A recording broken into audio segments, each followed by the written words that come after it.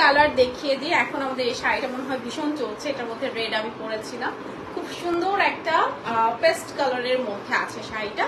এখানে হচ্ছে এরকম সুন্দর 80 কাউন্টের অনিয়ন পিঙ্ক দেখাও। আচ্ছা, আপাতত অনিয়ন পিঙ্কের মধ্যে আজকে কিছু নাই, বাট আমাদের পেজে অনেক পিক আপলোড করা আছে, আপনি চাইলে একটু পেজটা ভিজিট করতে পারেন। হ্যাঁ, তো এই হচ্ছে আঁচলের পজিশন যাচ্ছে, খুব সুন্দর একটি সিলভার জরি সুতোর কাজ করা দেখতে পাচ্ছি।